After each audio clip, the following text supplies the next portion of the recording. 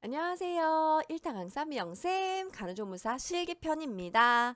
저번 거 다 이어서 다 들으셨죠? 이어서 이제 듣게 되는 거고요. 지금쯤 이제 실기 이렇게 하고 있으니까 실기 부분이 되게 어렵다. 앞에서도 계속 나오네, 여기 또 나오네, 반복되네 이러시는데 실기에서 점수 놓치면 큰일 납니다. 그래서 더더욱 여러분 외워야 되는 뭐 공중보건 당연히 하셔야 되지만 실기 부분에서 놓치면 성인간호, 모성간호부터 겹치는 부분이 너무 많아요. 그래서 저는 이제 강의할 때 여러분 이거 들으면서 다른 과목이랑도 연결이 될 수 있게끔 그렇게 강의를 하려고 노력 중입니다. 제가 전 과목 강의를 하잖아요. 네. 그래서 여러분들 이왕이면 공부하실 때 이해 먼저 하고 그 다음에 암기하시는 걸로 무작정 계속 듣기만 한다고 되는 것도 아니에요. 그렇게 되면 조금만 얽게 나오면 틀려버리고 더 중요한 건 임상에 나갔을 때 병원 나갔을 때 왜 그래야 되는지 알아야지 우리가 병원에서 그걸 가지고 지식이 있어야 일을 하죠. 그죠? 그러니까 무조건 듣기만 한다고 되는 건 아닌 것 같습니다. 그래서 여러분들 조금 이해하시고 하시게끔 그리고 화이팅 하시고요. 진짜 이해 안 된다. 선생님 이거 조금만 도와주세요 하는 부분은요. 댓글 남겨주시면 제가 이해되실 수 있을 정도로 설명을 넣어드리겠습니다. 여러분 화이팅! 자, 81번부터 가보겠습니다. 환자의 청골 부위 피부가 붉게 변할 때 취해 주어야 하는 체위는 자, 쭉 한번 볼까요? 우리요 욕창 생기는 거 자체를 보면 뼈가 돌출된 부위에 계속 압력이 가해져. 그러면 궤양이 생기겠네요. 그죠? 궤양이 된다면 뭐야? 괴사야. 그게 바로 욕창이에요. 그래서 우리 욕창 예방에서 제일 중요한 건 뭐다? 체위 변경이다. 답이 4번이겠네요. 자, 그래서 포지션을 하나하나 다 짚어봅니다. 왜냐하면 여러분들 여기에서 다른 과목이랑 다 겹쳐서 제가 정리하니까요. 요것만 몇 번은 꼭 보셨으면 좋겠어요. 여기서 시험 문제 반드시 나오거든요. 앙화입니다. 슈파인 포지션이라고 하는데요. 앙화에서 시험 문제 많이 나오는 건 욕창 호발 부위도 많이 나와요. 여기 제가 밑에 쭉 보이죠. 후두부는 뒤통수예요. 그리고 날개뼈라고 하는 견갑골 많이 생기고요. 팔꿈치, 발꿈치, 그 다음에 천골과 미골에도 많이 생깁니다. 미골은 꼬리뼈예요. 그래서 욕창 호발 부위도 시험 문제 많이 나온다. 요건 이제 가장 많이 생기는 부위를 뜻하는 거예요. 자, 그 다음에 이제 앙화에는요, 수면할 때 자세예요. 그리고 요거 시험제 많이 나오죠? 척추 수술 후에 환자 포지션은 이렇게 나와. 앙화이야. 왜? 척추 선열 유지라 그래서 우리 신체 해부학적 자세를 딱 유지시켜주는 거야. 척추 수술이라고 하는 건 뼈를 다 맞춰놓은 거죠. 수술을 해놓은 거죠. 자, 골에서 딱 맞춰놨다. 그럼 여기 퀴즈 하나 내겠습니다. 환자가요, 척추 수술했어요. 그때 침상은 어떤 침상일까요? 맞췄어요? 뭐예요? 딱딱한 침상. 이렇게 맞추시는 거예요. 자, 요추천자 후에 요통이나 두통 방지를 위한 포지션이다. 요추천자 할 때 자세는 뭐야? 새우등 자세. 자, 끝나고 나면 뭐야? 앙화의 이렇게요. 왜요? 두통 방지예요. 내척 수액을 지금 뺀 거예요. 그죠? 우리가 내척 수액을 뺐기 때문에 두통이 생길 수 있어요. 그래서 환자한테 내척 수액도 누출 방지해 주는 것도 있지만 또 지혈의 목적도 있어요. 그래서 앙화의를 합니다. 또 하나는 남성의 인공도누를 위한 포지션이기도 하고요. 마취가 완전히 깨기 전에는 환자가 안정을 취해야 돼요. 그대로 있어야 돼요. 혹시 수술 부위도 있고 하기 때문에 앙화의를 취한다. 이렇게 기억을 하시면 되고. 자, 팔로스 포지션입니다. 반자위예요. 환자 이렇게 앉아있는 포지션이겠죠? 침대를 이렇게 살짝 올려놓습니다. 그 이유는 뭐다? 폐 확장을 최대로 해서 호흡곤란이 용이하게 된다. 그래서 횡격막이 이렇게 이동해요. 아래로 내려가기 때문에 폐 확장 공간을 좀 넓게 해요. 자, 숨을 못 쉬겠습니다 하면 뭐라고 무조건 팔러스 포지션이다. 근데 이걸 못하는 환자도 있다는 거 꼭 기억해야 돼. 할 수 없는 환자들이면 뭐 척추, 경추 손상 환자 절대 안 되고요. 또 환자들 뭐 아직 마취가 깨기도 전이야. 근데 함부로 내가 이렇게 포지션 취할 수 있는 건 아니에요. 그때 제외하고예요. 자, 흉부 수술이나 심장 수술 후에도 가능하고요. 또 우리 뇌 수술했을 때, 코, 눈 수술했을 때, 귀 수술했을 때 다 이 포지션이요. 왜 그래? 압력을 낮추는 포지션이다. 높게 하니까 거상의 의미죠. 거상. 또 하나는 이제 아기 낳고 나서 마지막에 이제 병동 가기 전에 자궁에 고여 있는 오로나 질 분비물을 배출해야겠죠. 그때도 올립니다. 반자이예요. 복수천자 시에도 우리가 뭐야? 팔러스 포지션을 하는데 그 이유가 다른 장기를 찌를 수 있기 때문이에요. 환자 앙화에서 그 긴반을 들었다 생각해봐. 다른 장기를 찌를 수 있겠죠. 되겠죠? 복수천자 할 때, 자, 뭐다? 반자위다. 자, 뇌엽을 낮추는 포지션이기도 하고요. 콧줄 환자 시기를 제공할 때도 웬만하면 안 치죠. 그죠? 근데 안 칠 수가 없는 경우만 좌측이인 거예요.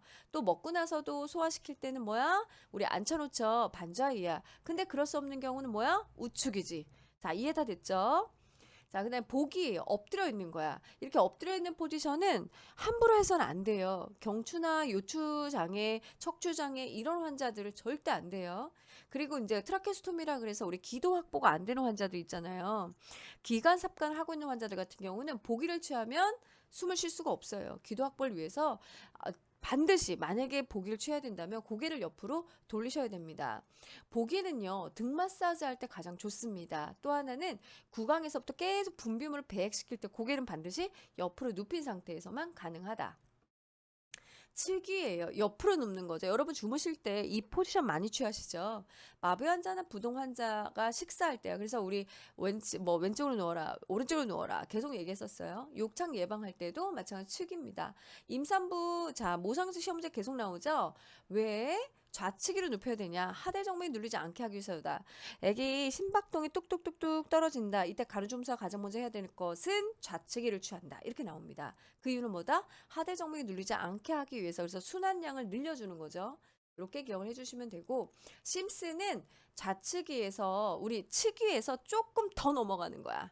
어떤 느낌인지 아시죠? 그래서 우리 보기와 측위의 중간이다, 중간이다 이렇게 보시면 돼요. 여기 보시면 항문 검사 시에 아주 적절해요. 그래서 무식 환자 구강 내 분비물 배액도 좋고 욕창 예방 위한 체위 변경을 측이나 심스로 많이 하게 되죠. 시험 문제에서 이거는 이제 관장할 때 포지션이 뭐냐 이렇게 많이 나옵니다. 심스예요.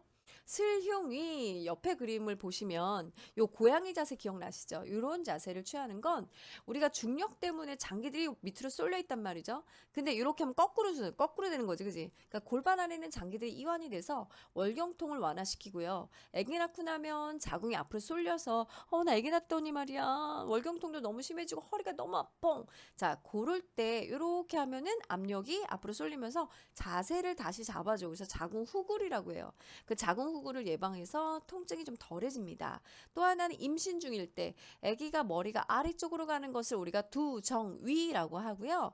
머리가 위쪽으로 있는 것을 우리 척추와 같은 위치로 있는 걸 둔이라고 해요. 그랬을 때는 이제 자연분만이 어려워지니까 아기가 머리가 아래로 다시 가야 되죠. 그때 바로 슬흉이를 취합니다. 식전, 아침 식전에 이제 하게 되는데요. 자궁 내 태아 위치를 교정시켜 준다. 또 하나 이제 직장이나 대장 검사 시나 또 수술할 치질 수술할 때도 사실 슬흉이를 많이 취해요. 자, 배횡와입니다. 배횡와이는요, 복부 검사할 때 많이 나와. 복부 검사할 때. 그래서 뭐, 배가 아프대더라. 그 다음에 뭐, 애기 이제 태아의 위치나 크기들을 내가 모성인데, 뭐, 검진을 해야 된다더라. 뭐, 이럴 때 이제 많이 하고 있고, 복부 통증을 호소한다더라. 뭐, 요렇게 했을 때 복부 검사. 하여튼 복부에다 할 때는 다 이쪽에다. 왜? 복압을 낮춰서 통증을 감소시켜 주거든요. 또 여성의 인공도뇨 시에도 배횡와이예요. 또 하나는 여러분 이거 조심해야 되는데, 간단한 간단한 내진 같은 경우는 배행와이고요. 만약 그게 아니다. 좀 뭔가 많이 봐야 해. 또 깊게 봐야 되고 뭔가 해야 돼. 크게 뭔가를 자꾸 만져야 돼. 이러면 쇠석이 절석이야. 그러니까 회문의 질에 대한 뭐 검사를 한다거나 분만을 한다거나 막 이런 포지션이면 쇠석이를 찾아야 되는 거고 그게 아니라 간단하게 할 거다. 여기만 봐도 된다라고 하는 건 뭐라고요? 배행와이예요. 그러니까 이거 헷갈리시면 안 돼요. 자, 그 다음에 트렌들렌버그는 딱 봐도 다리를 위로 올리고 머리를 낮췄어요. 머리에 산소 공급을 하는 거네요. 그죠? 빨리 뇌로 뭔가를 보내주려면 심장으로 피를 모아줘야 돼요. 하지에 있는 피를 심장으로 모아주는 포지션인 트렌들렌버그 포지션. 보통 이제 병원에서는 헤드 다운 해줘 뭐 이렇게 얘기를 하기로 하고 뭐 T 포지션 해줘 뭐 이렇게 얘기하기도 하고요. 또 하나는 산후출혈 시에서 모성으로 시험 많이 나옵니다. 왜냐면 간호조무사가 산후출혈 시에 가장 먼저 해야 될 게 뭐냐 할 때 포지션을 먼저 해야겠죠. 그죠? 그래서 여기 트렌들렌버그 포지션을 먼저 한다. 하지를 뭐 거상시킨다. 이렇게 나옵니다. 또 하지가 출혈 시에도 굉장히 먼저 올려야 되니까 거상이라는 의미를 꼭 기억을 해주셔야 되세요. 트렌들렌버그에서는. 자, 82번입니다. 의치 관리 방법으로 옳은 겁니다. 의치는 100% 과산화수소 용액으로 세척한다. 빼낸 의치는 뜨거운 물로 살균한다. 의치는 찬물에 담근 상태로 보관한다. 의치를 건조시킨 후 착용하게 한다. 의치를 끼우기 전 잇몸에 지용성 윤활제를 발라준다. 뭘까요? 의치는 찬물이나 미지근한 물에 담가요. 완전히 푹 담가야 돼요. 근데 대충 담가서도 안 돼요. 그러면 건조되는 부위는 어떻게 돼? 변형이 되겠죠? 그리고 웬만하면 뚜껑은 무조건 완전히 덮어줍니다. 먼지 들어가지 않도록. 그래서 답이 3번이고요. 과산화수소 아니고요. 빼낸 의치는 뜨거운 물 안 돼요. 왜요? 변형된다고요. 네, 건조 안 돼요. 그 다음에 의치를 끼기 전에 굳이 지용성 윤활제를 왜 발라줘요? 이거는 완전히 틀린 문제 답이죠. 그죠? 자, 83번 남성의 회원부 간호부조 활동으로 옳은 것은 자, 여성 같은 경우는요. 회원부 간호해줄 때 배행와이를 취하거나 뭔가 뭐 회원부 간호하면서 검사까지 같이 해야 된다면 절석이에요. 그죠? 근데 남성분들은 포지션이 앙와이였습니다. 그거 먼저 기억해 주시고 1번 절석이로 취하게 한다. 항문주위를 제외하고 닦는다. 젖은 수건으로 닦은 후 물기를 남겨둔다. 포경수술하지 않은 경우 포피를 뒤집어 닦는다. 치골부에서 음경 끝을 향해 나선형으로 닦는다. 답이 바로 4번입니다. 자, 그래서 항문 주위를 제하고 닦는다. 위에서 아래 방향으로 닦아야죠. 그죠? 자, 젖은 수건을 닦고는 물기를 남겨두는 게 아니라 물기 남지 않도록 깨끗하게 닦고요. 남성 같은 경우는 왼손으로 엄지와 검지로 음경 끝을 잡아주고 포피를 살짝 이렇게 잡아 당겨준 다음에 요도를 닦을 때는 안에서 바깥으로 닦아줘야 돼요. 그래서 음경을 닦을 땐 길게 닦아줍니다. 그렇게 이제 깨끗하게 닦아주고 한 번 닦고 버리고 한 번 닦고 버리고 이렇게 하시면 됩니다. 84번 오른쪽 편마비 환자가 단추 있는 상의를 입을 때 돕는 방법으로 옳은 것은 자 1번 환자의 왼쪽에 서서 준비한다. 왼쪽보다 오른쪽 팔에 소매를 먼저 입혀준다. 단추를 모두 채우고 머리를 끼운다. 환자를 앉힐 때는 오른쪽 팔로 바닥을 짚게 한다. 오른쪽 팔에 소매를 끼우지 않고 옷을 어깨에 걸쳐준다. 자 여러분 이거 할 때요 시험 볼 때 나 너무 헷갈려 하면 여러분이 오른쪽에 마비 있다고 상상을 하고 이걸 봐봐. 자, 그러면 단추가 있어. 그럼 어떻게 해야 될 것 같아요? 오른쪽 편마비가 있으면 여러분 같으면 멀쩡한 팔 끼고 오른쪽을 끼는 게 낫겠어? 아니면 아픈 데를 먼저 끼고 나머지 쪽을 끼는 게 낫겠어? 자, 그걸 먼저 떠올리시면 돼요. 그래서 자, 오른쪽 편마비니까 편마비 쪽 먼저 팔을 넣어주고 그 다음에 건강한 쪽을 쫙 팔을 끼면 되겠지. 그래서 답이 2번인 거예요. 이해되셨나요? 그리고 왼쪽에 서서 준비하는 게 아니라 낙성 우려 때문에 불편한 쪽 먼저 내가 그쪽에 서서 그 다음에 환자들을 케어를 해줍니다. 단추를 모두 채우고 머리를 끼운다. 왜 그래야 돼? 그치? 머리부터 끼우지. 건강한 쪽으로 우리가 지지를 해준다. 앉힐 때는. 그리고 오른쪽 팔에 소매를 끼우지 않고 옷을 어깨에 걸쳐준다? 그럼 안 됩니다. 자, 편마비 환자 옷을 벗을 때. 자, 벗을 때는 여러분 생각을 해봐요. 건강한 쪽을 벗고 아픈 쪽으로 쑥 벗으면 더 편할 텐데, 그지? 입을 때는 불편한 쪽을 먼저 빡빡빡빡빡 천천히 낀 다음에 쥐악 자 껴주면 되겠죠. 자 그렇게 머릿속에 한 2번 반복을 해봅니다. 85. 환자에게 제공하는 발 관리 방법으로 옳은 거. 발 뒤꿈치에 크림을 발라준다. 티눈은 손톱 깎기로 제거해준다. 발톱에 모서리를 파서 깎아준다. 발가락 사이는 씻고 물기를 남겨준다. 족저 사마귀는 줄칼로 잘라 피부를 매끄럽게 해준다. 자, 어떻게 하면 될까요? 여러분, 발꿈치에 크림을 발라주는 이유는요, 건조하면 그 사이사이로 감염이 될까봐예요. 그래서 건조하지 않게 하는 게 중요합니다. 자, 당뇨병 환자에게 가장 중요한 간호는 뭐죠, 여러분? 자, 발간호예요. 그 이유가 뭐야? 말초기 때문에 상처가 생기면 괴사로 이어지기 때문이에요. 자, 그거 기억 같이 해주시고요. 만약에 티눈이 생겼어. 그럼 어떻게 하면 돼? 병원 가야 돼요. 병원. 여러분이 절대 집에서 손대지 않습니다. 당뇨 환자라고 하면 자, 일반 환자분들이라면 손톱깎이로 티눈을 제거하지 말고요. 병원이나 약국 가서 물어보고 네, 치료하시면 좋겠고요. 발톱 모서리는 절대 파서 깎는 거 아니에요. 여러분들 집에서 그렇게 깎는 분 많으신데요. 나중에 가보면 아시겠지만 발톱 사이사이에 세균 침입이 된다 그러면 빨갛게 부어오르고 감염이 되기도 해요. 그래서 그렇게 하시지 말고 일자로 깎으셔야 되고요. 발가락 사이사이 어떻게 해야 돼? 물기를 무조건 닦는다. 미생물이 번식하기 딱 좋습니다. 발 전체도 어차피 닦지만 발가락 사이도 닦는다. 자, 그럼 퀴즈입니다. 당뇨병 환자입니다. 발가락 사이에 로션을 바른다, 안 바른다? 발가락 사이. 바르지 않는다. 발 전체만 바르고 발가락 사이는 바르지도 않고 물기도 닿고 건조하게 유지합니다. 족저 사마귀는 줄칼로 잘라서 피부를 매끄럽게 해준다? 그럼 안 돼요. 병원 가셔서 치료받으시는 게 좋겠죠? 자, 하지의 등척성 운동에 해당하는 것은 무릎을 구부린다, 발가락을 아래로 구부린다, 다리 전체를 앞으로 들어 올린다, 발바닥이 몸의 중심을 향하게 돌린다, 관절을 움직이지 않고 대퇴사등근을 몇 초간 조였다가 이완한다.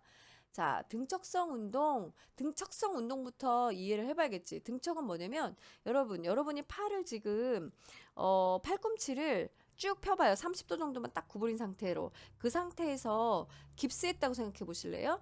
그럼 어떻게 해야 돼요? 힘만 줬다 풀르죠. 줬다 풀르죠. 저 따라 해보세요. 자, 힘 딱 줘봐요. 자, 풀러봐요. 줬다가 풀러봐요. 자, 이게 바로 등척성 운동이에요. 기억나시죠? 이제, 자, 이렇게 운동하는 겁니다. 그래서 운동의 종류부터 우선 이해하고 갑시다. 능동은요, 여러분 그냥 스스로 하는 운동이고요. 수동은요, 타인이 해주는 거예요. 그거 먼저 챙겨둡니다. 자, 이제 됐고. 자, 등척성과 저항과 등장성. 이 세 가지를 외우셔야 되는데요. 등척성은 이렇게 외우셔. 아유, 나 운동하는 척만 하니? 이렇게. 그러면 여러분 관절 움직였어? 안 움직였어? 안 움직였잖아. 석고봉대, 그죠? 석고봉대 하고 있는 상태에서 관절 못 움직이잖아. 그러니까 여러분 어떻게 해요? 근육의 긴장도만 유지하려고 자, 풀러 이렇게 했잖아, 그죠? 그래서 근육의 위축을 예방했죠. 자, 저항이에요. 저항 운동은 발 지지대야. 그래서 내가 쭉 힘을 줘서 항상 발을 이렇게 밀어 올려줘. 그러면 나중에 보행할 수 있겠죠. 안 그러면 풋드롭 때문에 족저굴곡 때문에 보행을 할 수 없기 때문에 발 지지대를 해서 발 지지대로 밀어서 나중에 내가 보행할 수 있는 상태를 해주기 위해서예요. 그래서 이제 이런 환자인 경우 골다공증 예방하기 위해서 팔굽혀펴기 운동을 한다거나 뭐 이런 운동도 저항 운동에 속해요. 등장은 이 장자는 길장자야. 그래서 근육이 길어졌다가 짧아졌다가 이렇게 반복하는 거예요. 그래서 일상생활이나 운동이나 이런 것들 등장성 운동에 속합니다. 자, 능동적 관절 범위 운동 중 고관절의 외회전. 자, 외회전으로 오른 것은 고관절 회자가 들어가면 뭐야? 돈다야. 자, 외는 내 정중선에서 멀어지는 거고, 자, 내전은 안쪽으로 들어오는 거예요. 자, 봅시다. 답은 당연히 1번이겠죠? 자, 1번은 고관절의 외회전이에요. 몸을 안쪽에서 바깥쪽으로 슉 돌렸고요. 자, 2번을 보시면 그대로야. 돌진 않고 그대로. 요 화살표 잘 봐봐봐. 그대로 갔어. 그치? 그래서 외전이야. 외전. 자, 3번을 보면 발목이잖아요. 그죠? 돌렸죠? 발목의 회전. 4번을 볼까요? 발끝을 봐주실래요? 안쪽으로 들어왔죠? 4번입니다. 4번. 자, 5번은요. 고관절이 어떻게 해서 그대로 안으로 들어왔지? 그래서 내전. 자, 이렇게 보시는 겁니다. 그래서 외회전, 내전, 뭐 4번 이렇게 보시는데 전체적으로 돌리느냐 하면 회고 정중선에서 멀어지면 외. 자, 가까이 오면 내야. 알았죠? 자, 왼쪽 다리가 불편한 환자가 보행기를 이용해서 걷는 순서로 옳은 것은 자, 보행기예요. 왼쪽 다리가 불편해. 여러분 다리를 상상해 보세요. 나 왼쪽 다리가 아파. 보행기 우리 할머니들 워커 끌고 다니시잖아요. 자, 그랬을 때 어떻게 걸어야 되나? 자, 보겠습니다. 자, 1번이었어요. 1번은 뭐냐면 보행기를 환자 팔꿈치가 몇 도? 30도 정도 구부러지게 그 높이 조절이 더 중요해요. 높이 안 맞으면 넘어져요, 여러분. 이 30도가요. 여러분 딱 허리에서 조금 내려오는 정도 그 높이에요. 허리 정도, 이 둔부 정도의 높이거든요. 자, 그 다음에 어느 쪽 다리가 먼저 가야 된다? 약한 쪽 다리와 보행기를 함께 먼저 옮깁니다. 자, 왼쪽 다리겠죠. 왼쪽 다리 불편하신 분이니까요.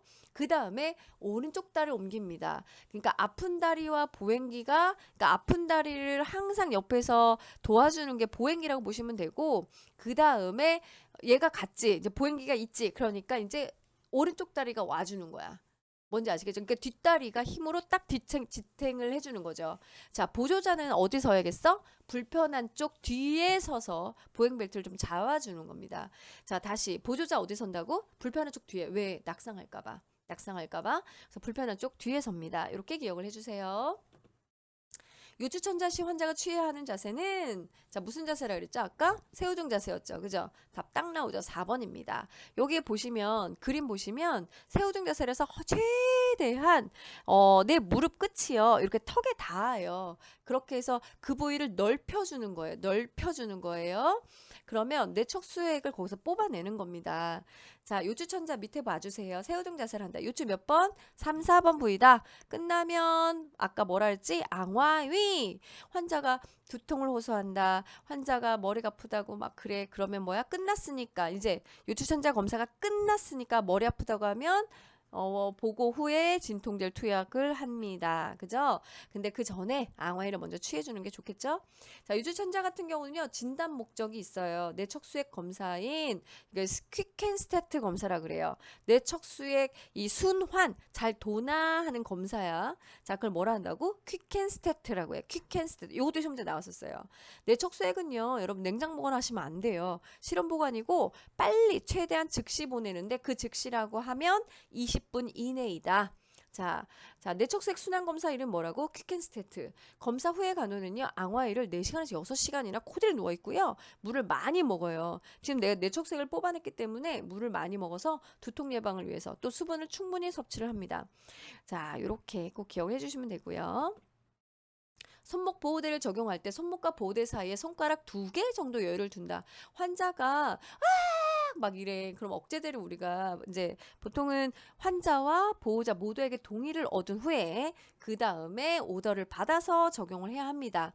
근데요, 이때 손가락 2개 정도가 들어갈게끔 손이 이렇게 돌아갈 정도는 남겨놔야 돼요. 그 이유는 뭡니까?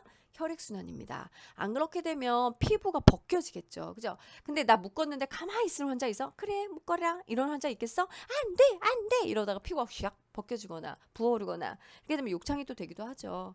그래서 억제대는요, 할 때는 피부 간호가 매우 매우 중요하다. 별표입니다.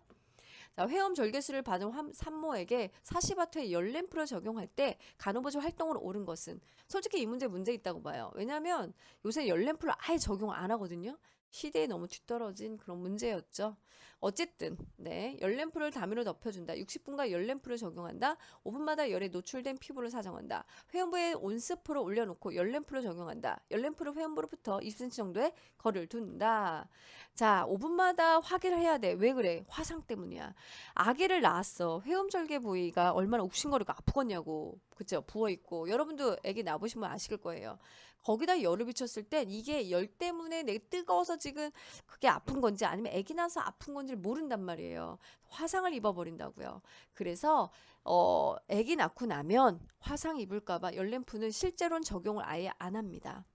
이왕이면 거기 너무 아프잖아. 24시간 이내에는 아이스백을 대주고요. 24시간이 지나고 났을 때부터 좌욕을 실시합니다. 수술 후 배액관과 배액주머니가 적용된 환자를 위한 간호부조 활동으로 옳은 것은 배액관이 꺾이도록 고정한다. 배액관 위쪽에 잠금 장치를 잠가둔다. 배액관 삽입 부위에 발적이 있으면 보고한다. 배액주머니에 배출구 마개를 열어둔다. 배액주머니는 상처 부위보다 높게 한다. 자, 병원에서 한 번쯤은 보셨을 거예요. 실습하셨을 때 우리 드웨인이라고 하죠. 안에서 있는 고여있는 수술 후에 고여있는 뭐 여러 가지 뭐 셀라인도 있을 거고 혈액도 있을 거고 이런 것들이 빠져나와 줘야 되거든요. 고름도 염증이 생기면 고름도 생겨요. 그래서 이 배액관을 잘 관찰을 하고 그런 것들이 전혀 나오지 않고 깨끗했을 때 이제 이걸 빼게 되거든요.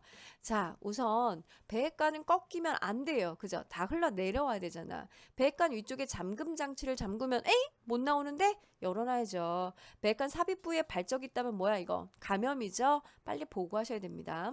이럴 때는 이거 이 안에서 염증이 나는 건지 그 다음에 아니면 그 부위만 감염이 살짝 있는 건지 항생제만 써도 되는지 아니면 수술부위 열어야 되는 경우도 있어요. 그래서 굉장히 중요하게 관찰하셔야 됩니다. 자, 4번 보면 배출구 막이를 열어두면 밑으로 줄줄줄 셀 텐데 안 되죠. 바깥으로 나온 맨 끝에 이제 우리 그 막아놔야지 이게 그죠? 바깥으로 바닥에 막 안 흘러내리잖아요. 그죠? 배액주머니는 상처 부위보다 무조건 낮아야지 흘러내려오겠죠?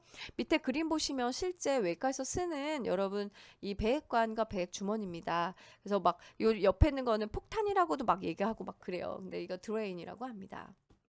간호조무사가 상부 위장관 촬영술에 대해서 이해한 내용으로 옳은 것은 조영제를 정맥 주사하는 검사이다. 검사 2시간 전부터 금식해야 된다. 금식은 담배를 피우는 것은 허용된다. 검사 후 흰색 변을 볼 수 있다. 검사 후 수분 섭취를 제한해야 된다.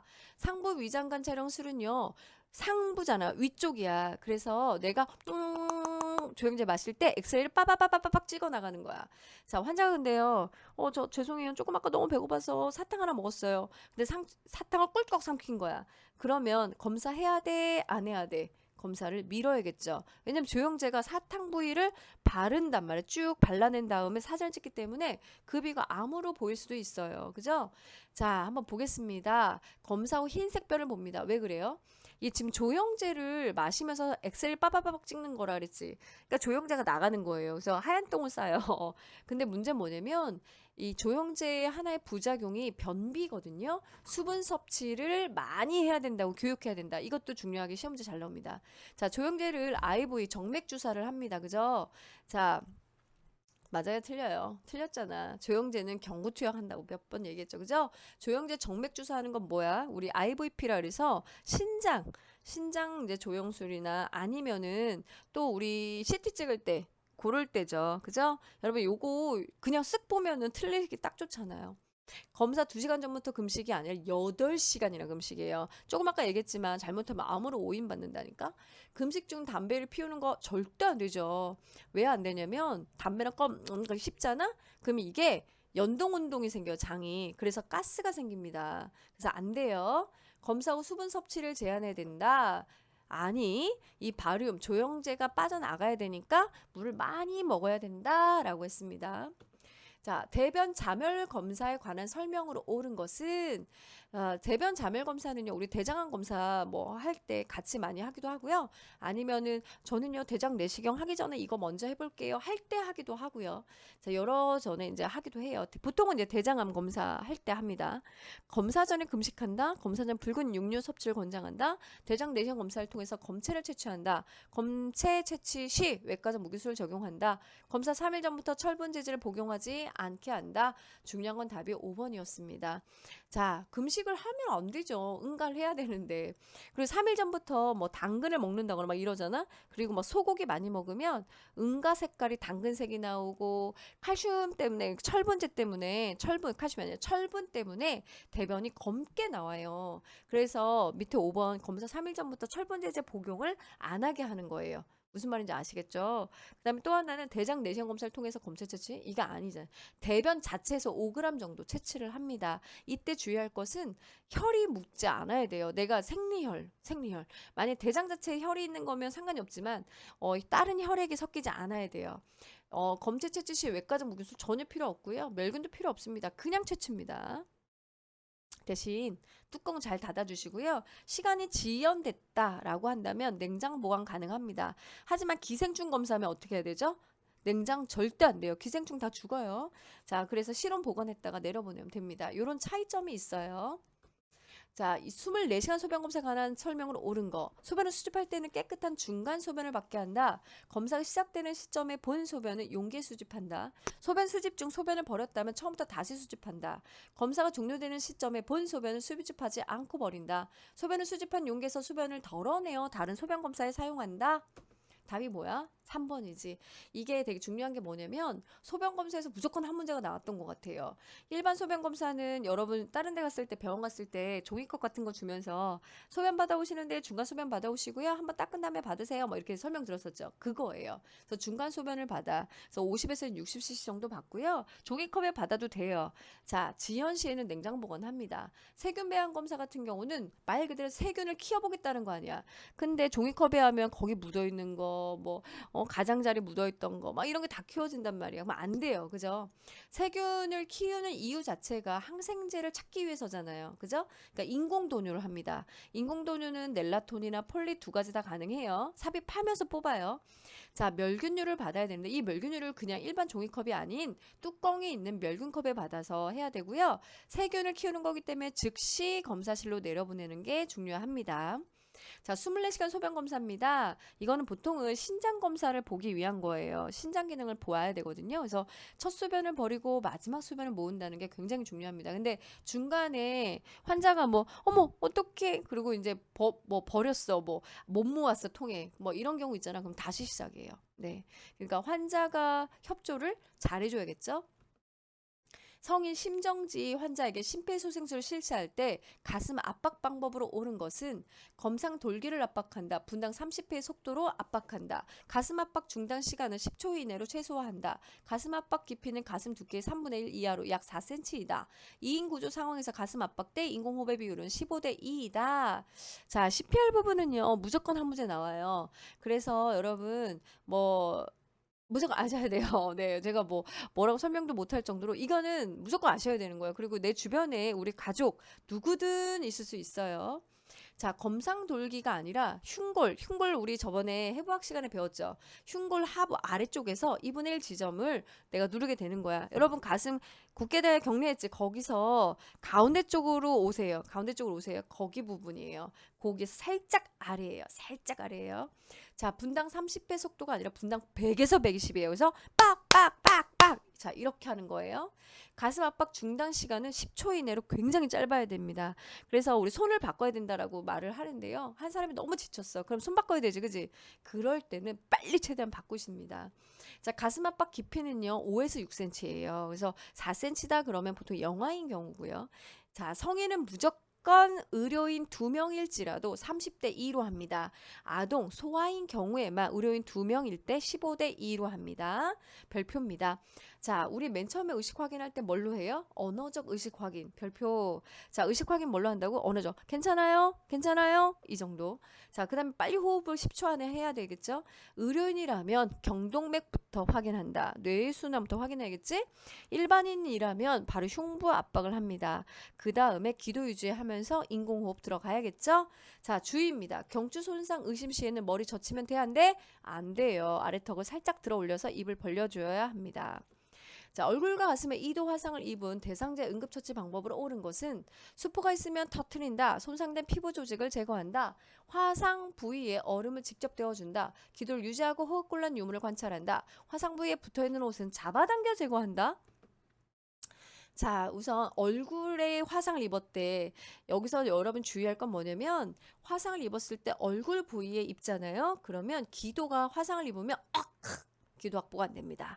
그래서 그곳을 묻는 거예요. 기도 유지입니다. 자, 수포 터트려 안 터트려? 절대 터트리면 안 돼. 감염이 될 수 있습니다. 손상된 피부 조직을 제거하면 돼야한데 안 돼. 반드시 손상된 피부 조직은요. 우리 병원 가서 멸균적으로 제거를 해야 합니다. 화상 부위에 얼음을 직접 데워주면 괴사될 수도 있고요. 감염될 수도 있어서 절대 안 됩니다. 자, 기도부터 유지해야겠죠. 그 호흡곤란 유무부터 관찰합니다. 얼굴이기 때문에 가슴 화상은 그 다음 문제인 거야. 자, 얼굴 화상은 기도 확보가 무조건 우선입니다. 자, 우리 화상이요.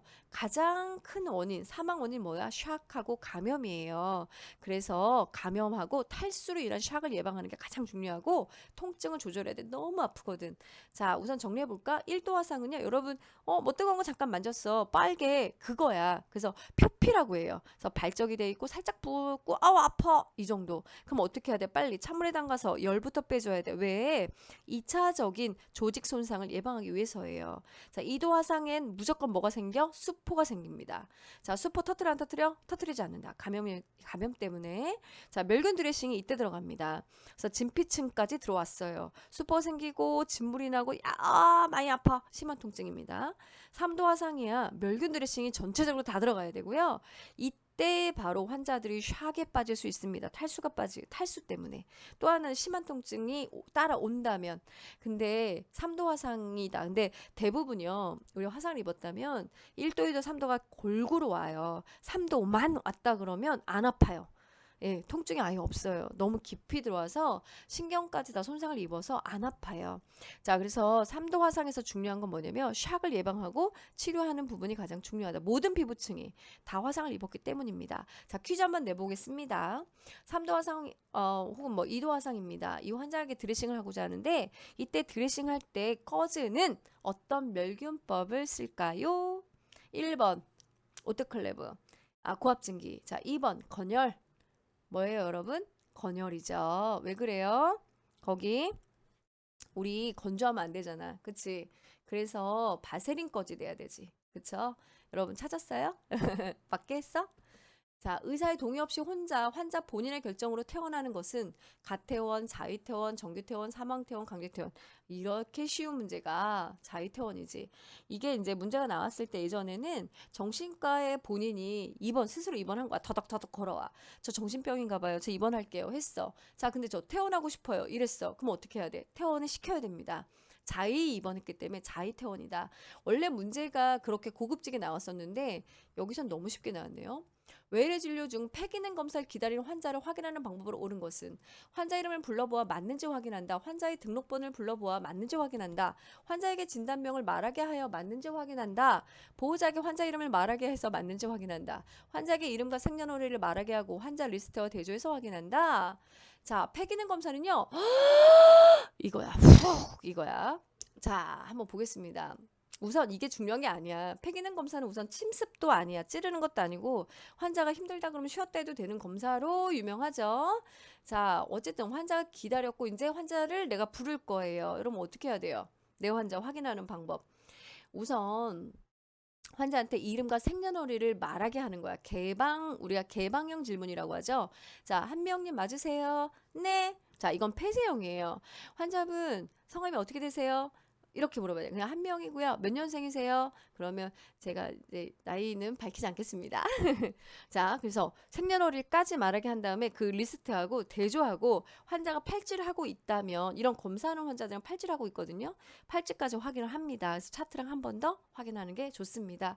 자, 환자 입에서 나와야 돼요. 여러분이 다 네, 아니오만 답하게 하는 건 폐쇄형이고요. 환자가 직접 말하게 하는 건 개방형 질문입니다. 자, 폐쇄형 질문에 해당하는 것은 고혈압약을 드셨습니까? 왜 그렇게 생각하시는지요? 무슨 일로 슬퍼하시는지요? 주말을 어떻게 보내셨는지요? 무엇에 대해 생각하고 계시는지요? 자, 폐쇄형 질문은요. 네, 아니오만 대답하게 하는 거예요. 그죠? 그래서 미리 준비된 선택지들 또한 항목들 가운데서 답을 선택하도록 제한된 수만큼의 딱 단어만 나오는 거고, 개방형은요. 환자가 어떤 양을 딱 정하지 않고 자신의 견해나 태도도 자유롭게 표현할 수 있게 구성된 거야. 그러니까 2번 같아요. 왜 그렇게 생각해요? 환자가 대답하죠. 저는요 이래서 이래요. 무슨 일로 슬퍼하세요? 저는요 오늘 되게 마음이 아파요. 남편이요 이랬거든요. 뭐 이런 거. 주말 어떻게 보내셨어요? 오늘 주말에요? 너무너무 즐거웠어요. 저 어디 놀러 갔다 왔거든요. 뭐 이런 거. 환자 무엇에 대해서 생각하고 계세요? 지금요 검사를 하니까 너무 무서워요. 이렇게 자신의 견해나 태도가 계속 나오죠. 자, 이것을 개방형 질문이라고 합니다. 뭐 우리가 투약을 한다거나 이렇게 검사를 앞뒀거나 환자 뭐 이렇게 확인을 해야 될 때는 개방형 질문을 한다. 이렇게 보시면 되시겠습니다. 자, 여기서 먼저 실기 하나 끝냈고요. 다음에 제가 바로 또 실기 이어서 최근 시험이죠. 그 실기도 다 해드리겠습니다. 여러분 조금만 더 힘내시고요. 암기를 억지로 하려고 하지 마시고요. 이해하면서 암기하는 거예요. 그리고 제가 이것도 나와요, 저것도 나와요 했던 것들 실제로 많이 나왔던 것만 반복하고 있으니까 한 2번씩만 딱 반복해서 들어주세요. 여러분 화이팅! 화이팅 하세요.